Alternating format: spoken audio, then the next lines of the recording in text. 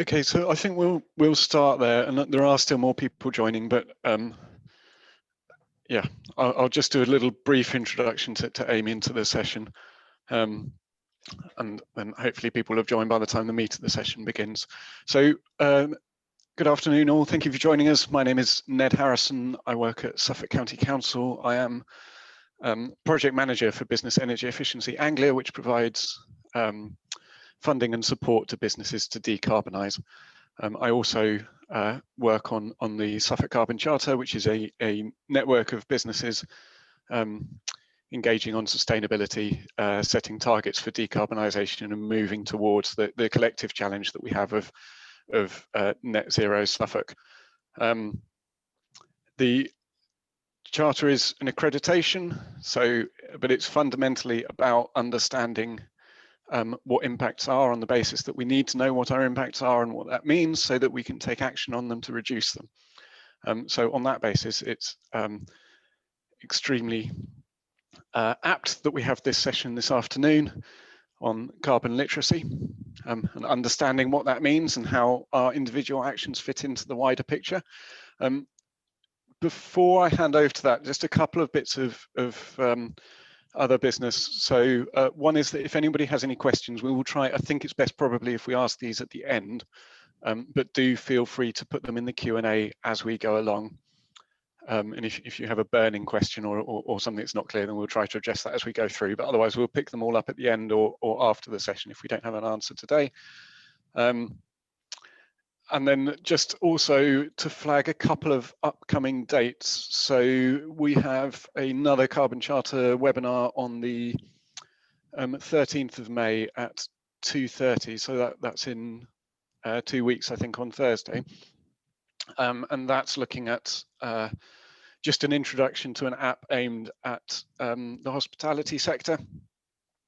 In its sort of broadest terms, and that's looking at a carbon management app which has been funded as a pilot by Bayes and is being provided free, I think, for the next 6 months to businesses. So if you're in the hospitality sector and you think that might be of interest, then do join us then to find out about it, or follow the links on the Carbon Charter website. You can find out the information and sign up at another time if you want to. And one other date for your diary.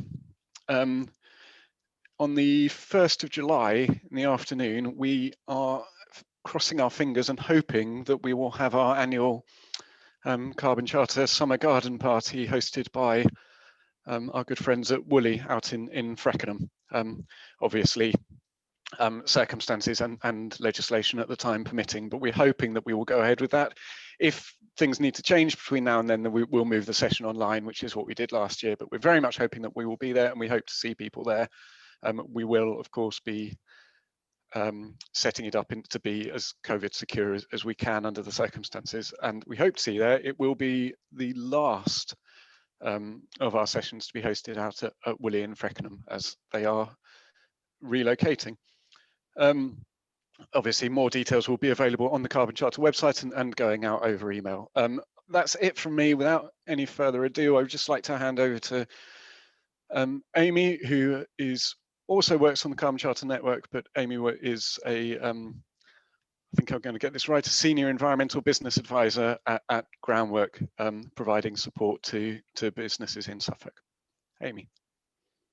Thanks, Ned. So yes, as you've just heard, I'm Amy. I work for Groundwork East, and we deliver the Carbon Charter in partnership with Suffolk County Council. There are probably some familiar faces out there, but I can't actually see you. But I expect lots of you, we've probably worked together over the years. So today we're going to be talking about carbon literacy and a course that we have developed specifically for our Carbon Charter members. So I'm going to outline a bit about the sort of benefits of carbon literacy, and also hopefully convince you that it would be a very useful tool for your business to get involved with.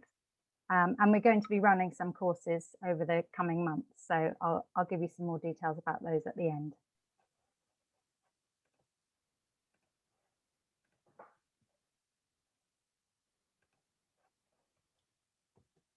Great, sorry about that. So what is carbon literacy? So essentially, carbon literacy is an awareness of the carbon dioxide costs and impacts of everyday activities, and the ability and motivation to reduce emissions on an individual, community and organisational basis. So that's how the Carbon Literacy Project defines it. The Carbon Literacy Project is a not-for-profit campaign which promotes environmental education, specifically on climate change and carbon emissions.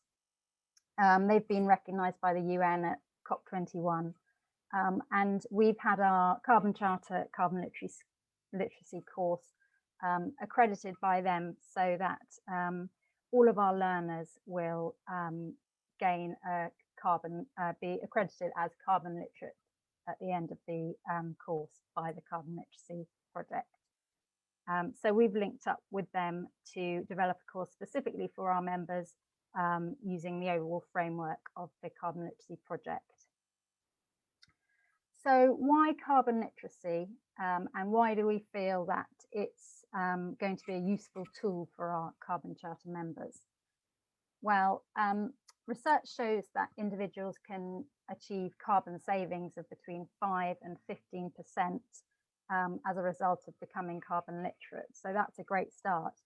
But it's not just about the quantifiable savings. So communication is a key element of the Carbon Charter Award, particularly when you get to the gold level. We expect our businesses to be communicating on the topics of carbon reduction and climate change, whether it's on the shop floor, in the boardroom, via marketing materials or social media. All of our charter businesses should be leading by example, showing best practice, and clearly communicating their business ethos and their environmental commitments. And carbon literacy training can really support you to do this. Another key aspect of carbon literacy is the concept that everybody has a role to play, so shared responsibility. And our Carbon Charter businesses, I feel, are, in the most part, very aware of this. So they realise we can't just leave it to big business or to the government for us to achieve our climate objectives, and that everyone has a role to play. So carbon literacy training helps to show how individuals can play their part. So whether it's at home or at work in the business setting. And if you're serious about making emissions reductions, you really need to get buy-in from your whole team. So that's how the training can help. In terms of tools, so carbon literacy aims to give people tools and understanding and the confidence to make good decisions. There's a focus in the training on the science behind climate change and carbon reduction, and I think this is quite important for us to make sure people have that understanding in order to be able to make the necessary changes. We've seen it with COVID-19. Obviously, everyone now has a sort of basic grasp of the science behind the policies and the changes that we've all had to make.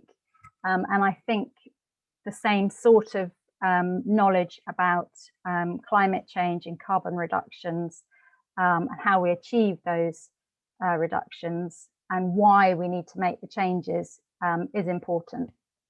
So hopefully the carbon literacy training helps to make sure that people are equipped to make those positive decisions and positive changes.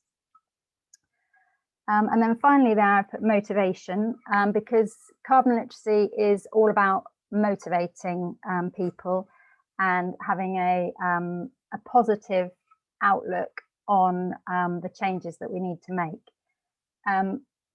So I attended a carbon literacy course earlier in the year as a delegate, and I really found that it sort of reinvigorated me and reignited my sort of enthusiasm for things, despite the fact that obviously these topics are part of my day-to-day work and sort of home life. It really did help to motivate me. And with the best will in the world, we all know how these sort of green initiatives, sustainability initiatives can get quite stale at times. Over time, they can sort of slip down the agenda.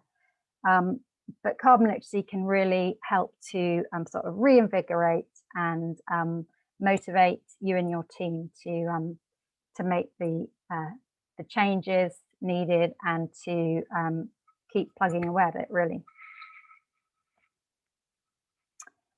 So another of the key aspects of carbon literacy is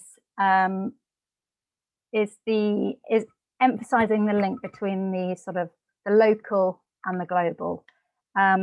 It doesn't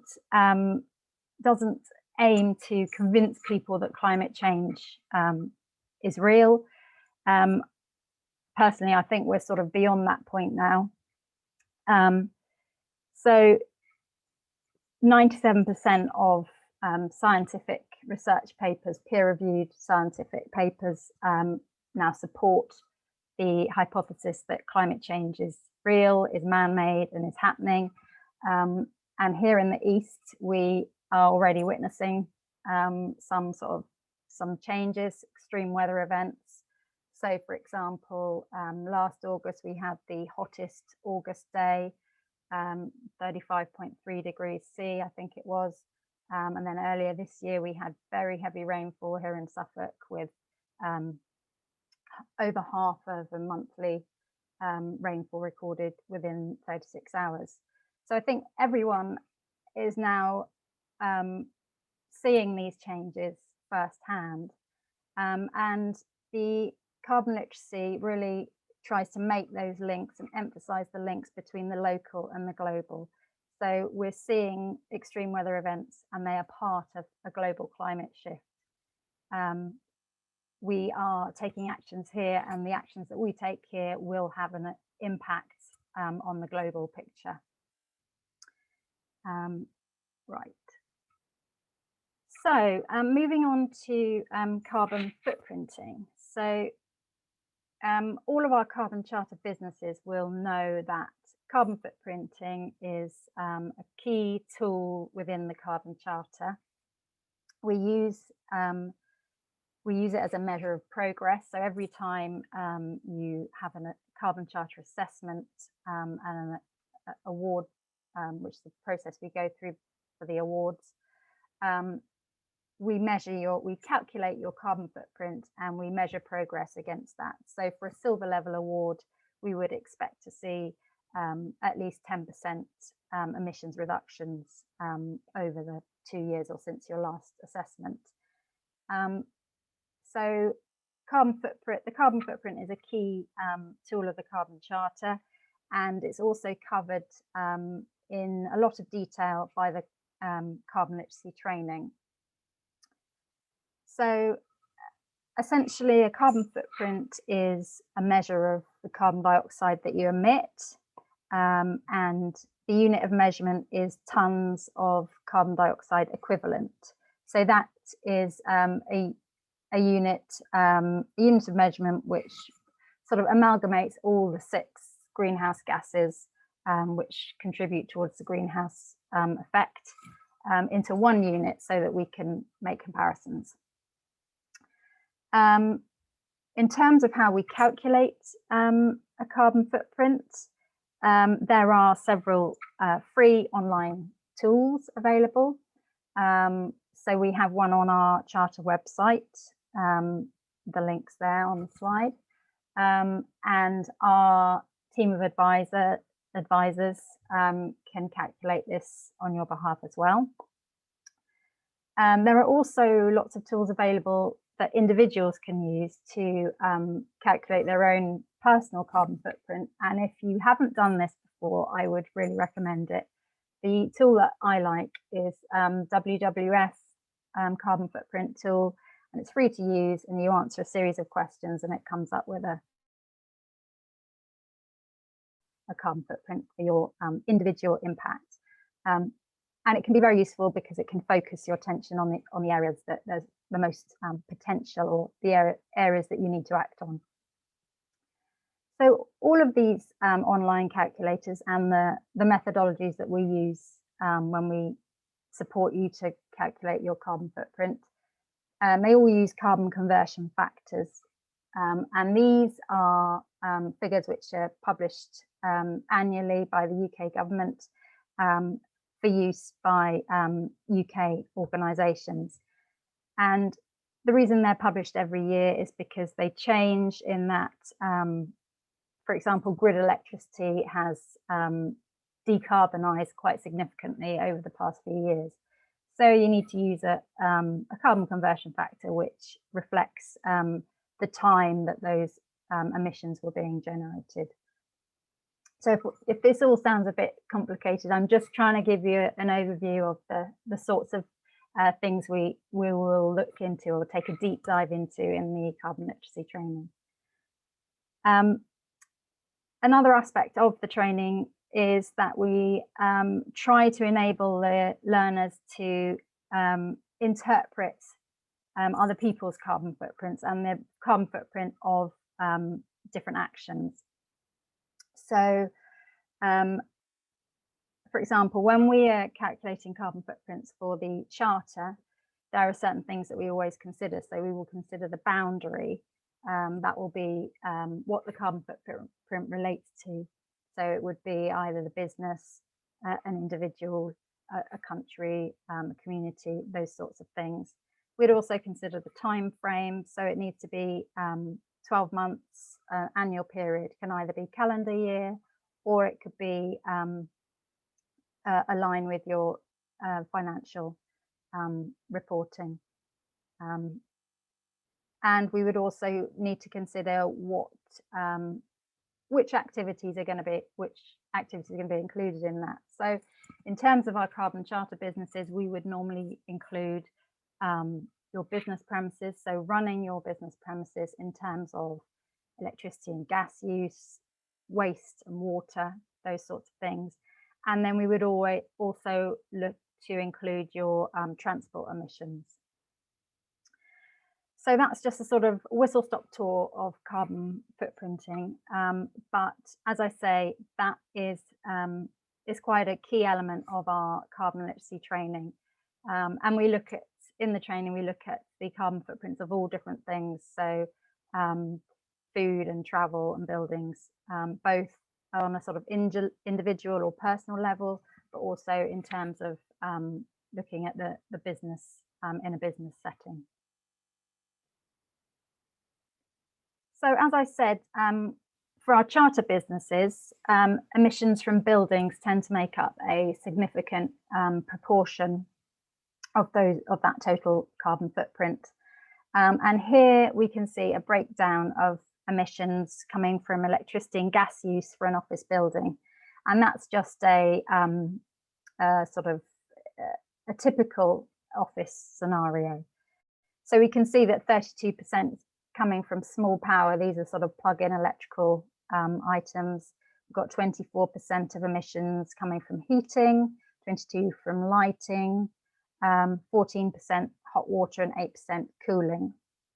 So these figures would have been obtained by carrying out an energy review or an energy audit of that building. But they're fairly typical and they show where the potential is for reducing emissions. So moving on to take a look at some sort of quick wins, things that we can all be doing either at home or in the business setting. And these are the sorts of things that we would expect to see our bronze level charter businesses looking into and implementing. So the first thing there is is making sure that your buildings or your home or your premises is well insulated. So this isn't just about loft insulation, it's also thinking about windows and doors, ventilation, any sort of draft proofing that could be done. And insulation is generally quite cheap to install, so it has a short payback period, and you can immediately see the sort of cost and carbon savings from that. So the other aspect in reducing wasted heat is to make sure that you're using your existing equipment effectively and efficiently. So your boiler or your air conditioning. So that needs to be serviced regularly.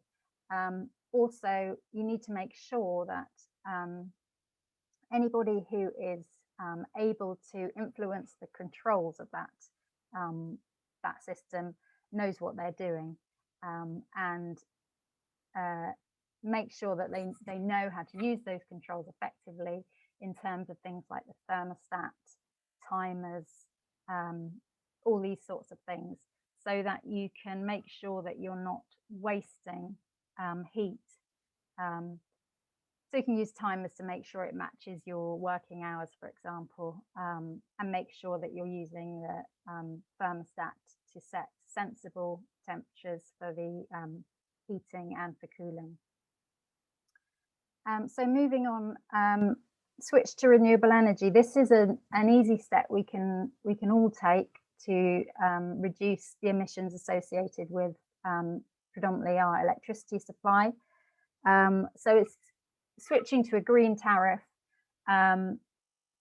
It's normally slightly more expensive, but if you're looking to make those significant emissions reductions, then that's a good way to go. When we looked at the breakdown of emissions, you can see that the appliances, the electrical equipment were responsible for a large proportion of the emissions. So another key action is to make sure that you are specifying low energy appliances. So those with the sort of A++ ratings, and to make sure that you include that in your procurement policy, that you will always look to purchase the most energy efficient equipment. Also, there are LED lights and low energy lighting, along with again, timers, occupancy sensors, those sorts of things can bring down the cost and the associated carbon emissions of your lighting, which for office buildings and for warehouses, that sort of thing, can often be quite high. And then finally there, just to make sure that you and your staff are turning off appliances rather than leaving them on standby. So this is the lighting again, but also monitors and PCs and those sorts of things. And obviously, if you can't get your staff to do this themselves, there are things that you can do, such as making sure everything switches off at the end of the working day, apart from the things that need to be running, like servers, that sort of thing. So that was just a quick run through of the sorts of actions that we should all be considering in terms of minimizing our emissions. But obviously that's not going to be enough to achieve net zero commitments, or in the terms of the charter, to get up to the sort of silver and gold level awards. So again, in the training, we look at different technologies which are appropriate for different scenarios, both in a domestic setting and commercial or business setting. And we refer in quite a lot of detail to the resources that are on the Carbon Charter website, and then also some external resources which apply more to sort of the home situation, so that people can also consider these in their personal lives for their homes. So if we just take a quick look through the diagram here, we can see solar PV panels on the roof.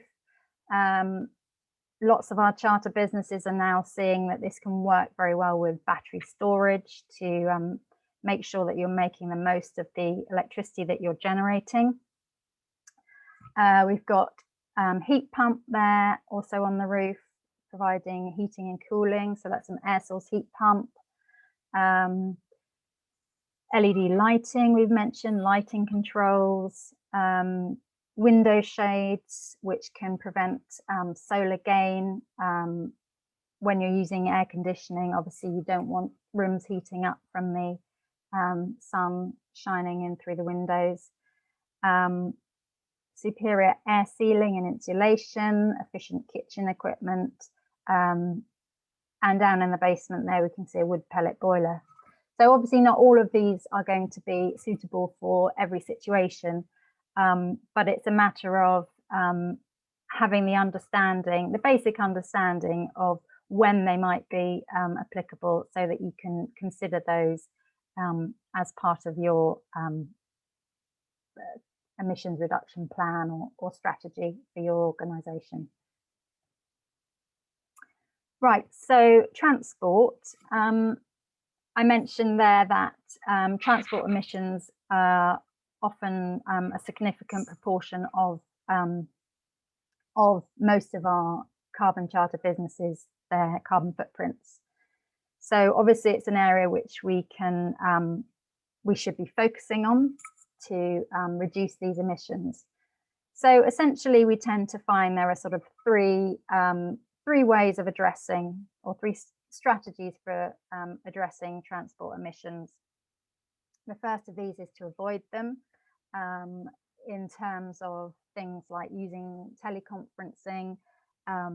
We've all seen that a lot over the last year or so, but also using public transport instead of car use. The second there is to manage those transport emissions or the transport that you use. So those sorts of strategies would be training your drivers to drive efficiently, so eco driving courses. It would be installation of telematics and use of route planning, that sort of thing.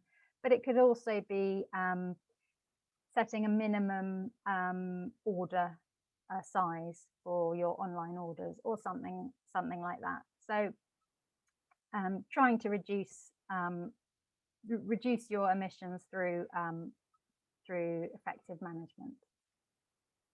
But the thing that we're finding now is that those first two, avoiding and managing emissions, will only get you so far. And a lot of our carbon charter businesses are now realizing that they need to make the switch to electric vehicles.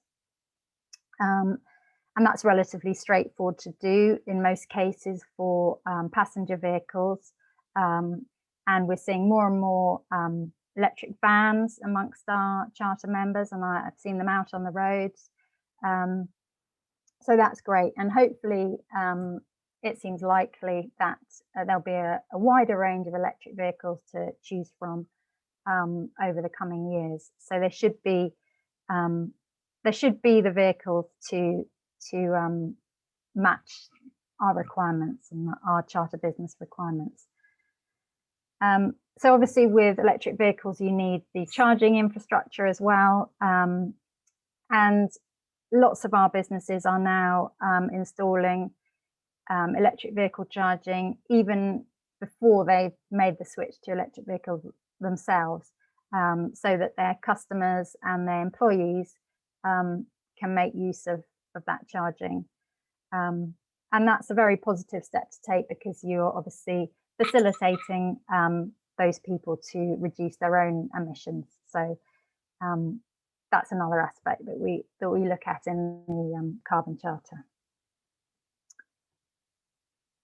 So finally, I thought I'd just say a few words about net zero and carbon offsetting, because we are getting lots of calls and emails from our charter businesses about whether they should be setting net zero targets, how they can achieve this. And so it seems to be a very topical subject, and it's covered in much more detail in the carbon literacy training. So I've written there, don't use offsetting as a license to delay energy efficiency upgrades and changes in behaviour. So net zero basically means balancing your carbon emissions. So the carbon emissions you're generating need to be balanced with the emissions being absorbed into the atmosphere. So inevitably, carbon offsetting is part of that. And it shouldn't be seen as a sort of, you know, get out of jail free card or anything like that. It can be and will be a part of every sort of net zero strategy. But what I wanted to emphasize here was how it should be part of an overall carbon management strategy, and that you should be following the carbon management hierarchy of energy efficiency first, then installing on-site renewable energy such as solar PV, then buying renewable energy or investing in solar. Here it says solar farm, sort of power purchase agreements, those sorts of things. And then finally, offsetting the unavoidable emissions. And over time, these unavoidable emissions should be coming down because of the other actions you're taking there. So in terms of carbon offsetting, carbon offset should always be certified to a standard such as the gold standard or the woodland carbon code.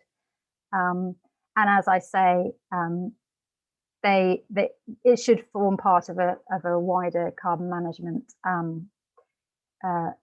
reduction plan. We tend to think of offsetting as tree planting, but it can also be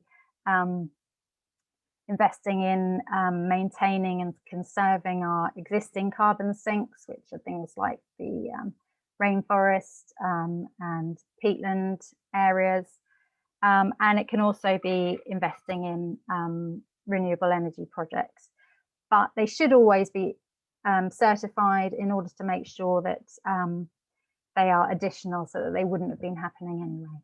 So that's just a quick look at carbon offsetting and net zero, which, as I say, is covered in greater detail in the carbon literacy course. So just to sum up, so carbon literacy can help you to achieve carbon savings. It can improve communication and staff engagement. It will motivate you and your team, and will hopefully provide you with the tools to make better decisions in terms of carbon reduction.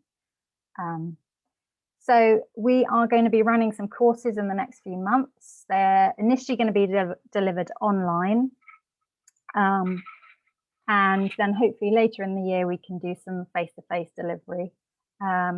There's lots of group discussions and exercises, some homework tasks, and we use lots of external resources, Carbon Charter website, but also lots of other useful resources and some videos, those sorts of things. So as I say, next course will be in June 2021, in a few months.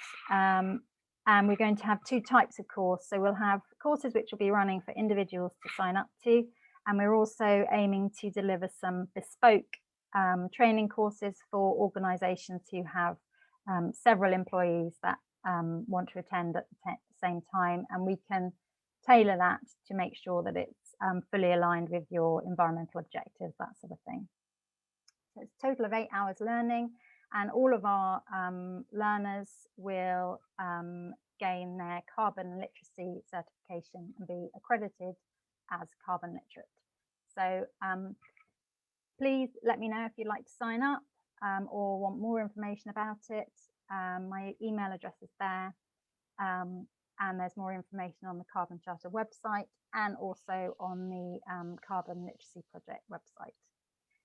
So I haven't had a chance to see the questions that have been coming in, but I think we've had some.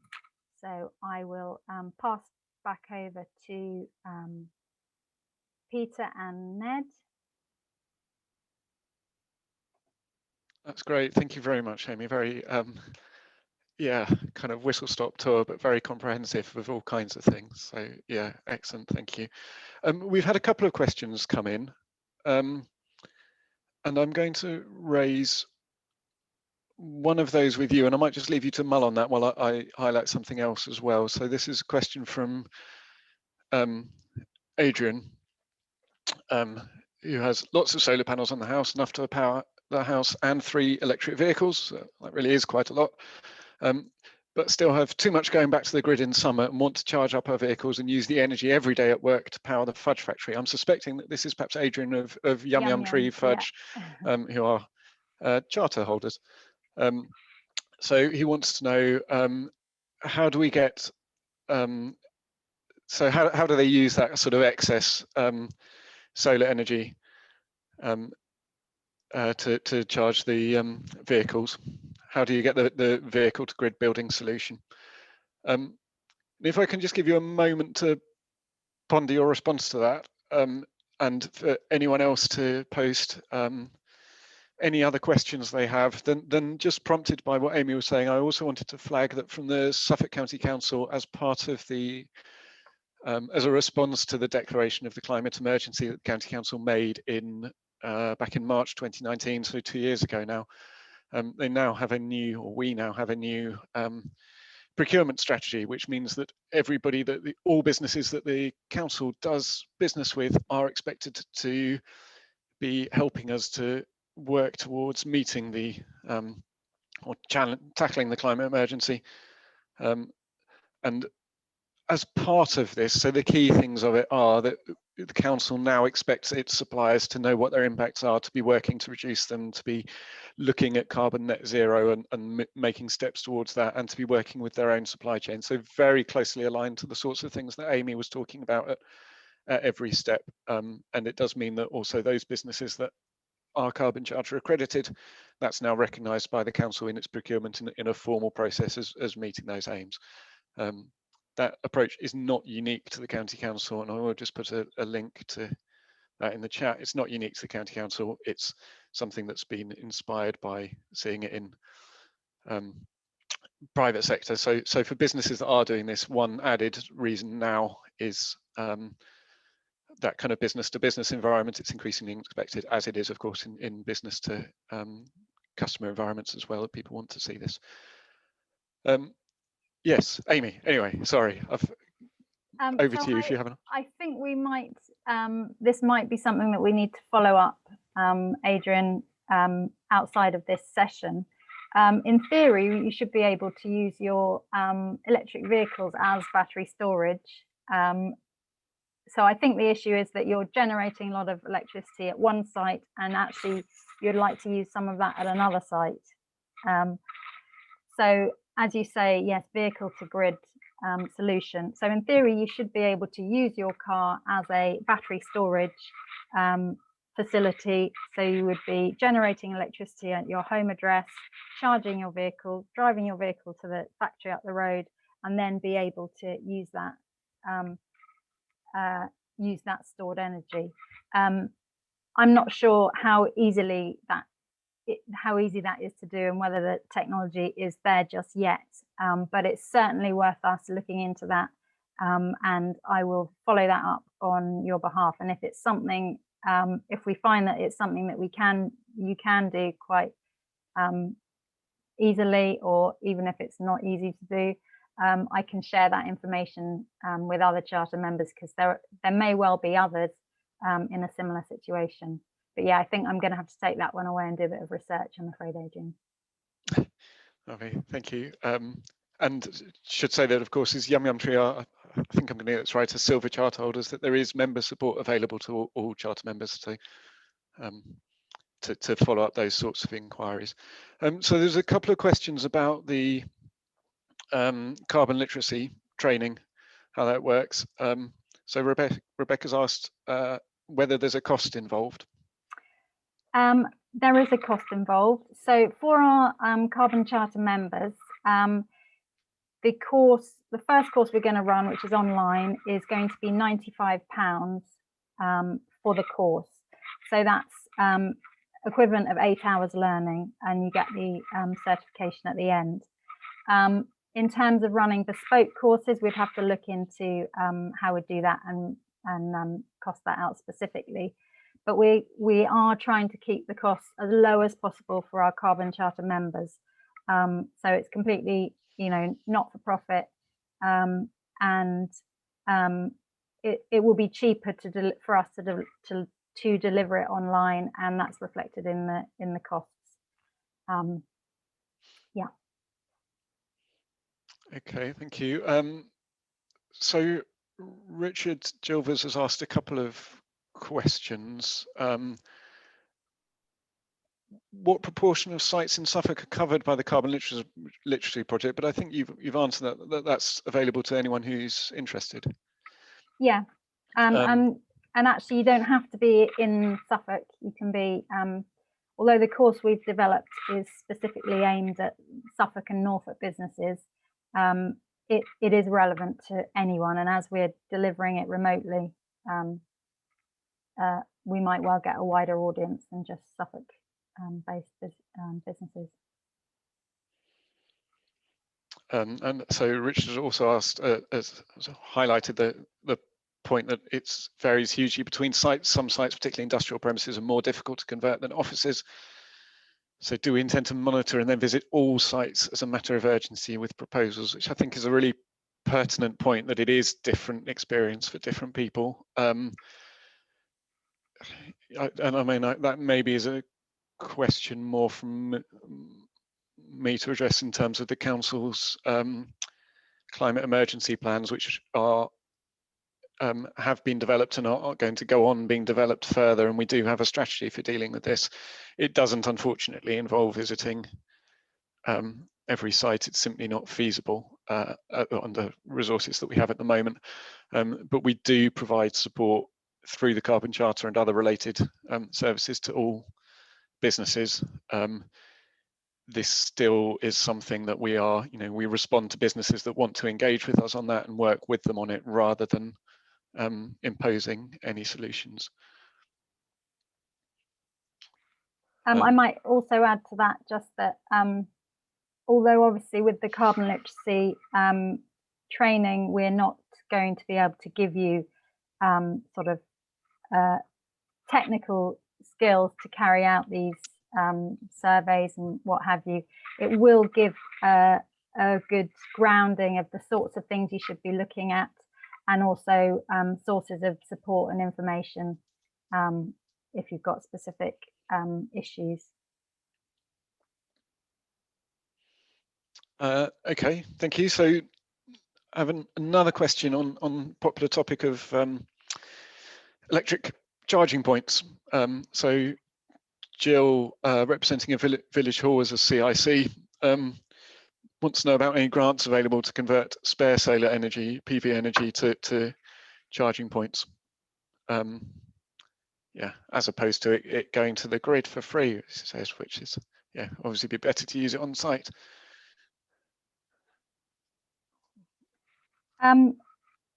Is that back over to me, Ned? Well, I think it is. I mean, I was going to put the plug-in Suffolk link into the chat as a possibility, just to follow up on that. So there are basically a few, well, at least a couple of options. There is government funding available to install EV charging units, and that's a sort of grant towards the installation costs. And then we also have the plug-in Suffolk scheme, and that's a slightly different way of financing it. I think I'm right in saying that then you pay a sort of subscription to that service as opposed to the upfront fee. So they install it for you, and then you pay a daily or monthly fee to have that electric vehicle charging point on your premises. Could I just interject briefly, Yes, please? please do. Please. Hi, yeah, Peter Frost, Suffolk County Council Environment Strategy Officer. I'm part of the Plug-in Suffolk scheme, and one of the things I've found is there are various manufacturers of different charge points that actually work in different ways. So if you have a particular make installed, it works better and more in coordination with your solar panels. For instance, our good friends at Woolly over at Freckenham, they've got large solar arrays, and they've actually installed what's called a Zappi charger. And what that does is exactly as you just described.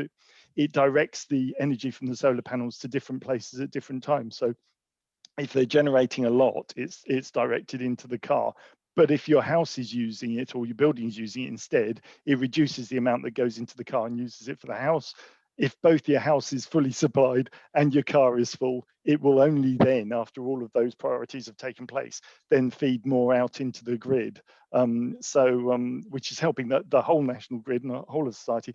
But obviously, you want to make use of your generated power. So that's just an interesting thing to think about. That not all charge points that you get for electric vehicles are the same. Some of them actually have that prioritizing built in. So I just thought I'd put that in there. Thanks very much. And Pete, would that Zappi system mean that, for instance, Adrian at Yum Yum Tree would be able to have that installed at the factory and then take his vehicle and charge backwards? I believe Adrian's vans are Nissans. Now, Nissan's out of the factory, both the Nissan Leaf and the ENV 200 van. They're both bi-directional capable out of the factory. So it wouldn't be the Zappi that would do that. You'd have to get a specific vehicle to grid connection into the building, which is the infrastructure for that is still in development. But there's already been some pilot schemes using Nissans. So perhaps he and I can have a chat, and we'll find one of those that are already doing a pilot scheme, and maybe we could make, if he becomes a pilot, then he'll get that facility built into his buildings as well. So that would be a tremendous benefit. Thanks. Lovely, thank you, Peter. We've just got one more question that I've seen in the chat, I think, and that's asking about what subsidies are available to encourage carbon reduction, which is a good point. So we have grants. I mentioned at the start that I'm managing a project called Business Energy Efficiency Anglia, and a part of that is that it does provide grants to eligible SMEs in Suffolk and Norfolk. And that's for more or less any carbon reduction measure within the SME. There are specific criteria that apply, but Amy's colleagues at Groundwork can advise on what would be appropriate for that. So we have given out about £1.5 million over the course of that project. We don't have an awful lot of money left, but there are still funds available, and that will do grants of typically up to £5,000 at the moment, and up to 40% of costs for more innovative technologies. There are other funding pots available. There isn't an enormous amount, to be honest, about that, but there is a list of resources, and I will put that link in the chat now if I can. On the Carbon Charter website, again, we've got a list of some of the funding that's available out there that you can support you with specific technologies. Again, Charter members, welcome to contact Amy. Thank you, Amy, for with queries like that, and as part of the support that's available through that. And the other thing that I would say on that I think is a change from the funding environment, perhaps even 3 or 4 years ago, is that it's worth looking beyond those kind of green funding pots. So Business Energy Efficiency Anglia, obviously that's all about carbon reduction, and we have Green Business Grant in West Suffolk, and there are pots around like that. But a lot of what would traditionally have been seen as growth grants that are about job creation and those kinds of metrics now also have a consideration around the climate emergency, and that they like people to be aligned to that, and they are looking to fund those projects. So although there aren't perhaps as many pots for decarbonisation funding as we would like. There are other pots out there that you can access, and it's also therefore worth talking to the Growth Hub for businesses in Suffolk and Norfolk, who will advise on anything around that. And just one more question that has come in. So Fran has asked, Amy, if you have a list of content for the literacy course, a spec or similar, wants to know what level it's aimed at. Well, it's aimed at an absolute beginner. You don't need to have any prior knowledge, but it really depends on who's on that course, where it sort of leads. But yeah, you don't need to have any prior knowledge to join the course. If you're interested, I can send a sort of more detailed outline of the course, and there is more information about what's covered on the Carbon Charter website. Thank you. It's perhaps just worth saying that maybe the starting point is beginner, but that it does cover some quite comprehensive ground. So, I mean, I've been working the area for a while. I have a degree and so on in the topic, and I still look through the slides and found that there were, yes, things that at least I'd perhaps forgotten that prompted me on, and so there is a lot of ground covered in that. But yeah, I think if you've got specific questions about it, it's perhaps worth following that up with Amy.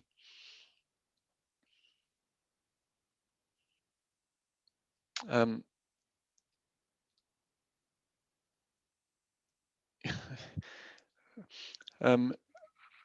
Richard, as we've got a few minutes, Richard just commented that he says, pleased to see that we're recommending against carbon offsetting as really just a delaying tactic. I don't think we have time to get into the whole carbon offsetting debate right here, but broadly speaking, I think we would all pretty much agree with that. I would just say that I think it is with the right offsetting scheme undertaken for the right reasons, and those are two very big points. But if it is done in the right way, then there is potential.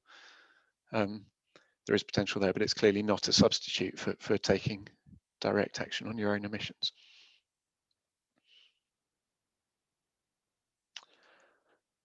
And I'm not seeing any more questions. I think we have 5 minutes left in our allotted time, but it may be that people would like 5 minutes to grab a coffee before whatever they have coming up at 2. So if you have a burning question, fire away now, but otherwise I think we will call an end to the session there. If you do have questions about the training or about other aspects of the charter, then do contact Amy or the charter team via the Carbon Charter website to follow up on any of that. And a reminder that a week on Thursday, we will have the webinar looking at the support for hospitality businesses, if anybody would be interested in that. Otherwise, thank you very much, Amy. Thank you, everybody, for joining us. We hope to see you at one of our future events. Thank you. Thanks, Tim.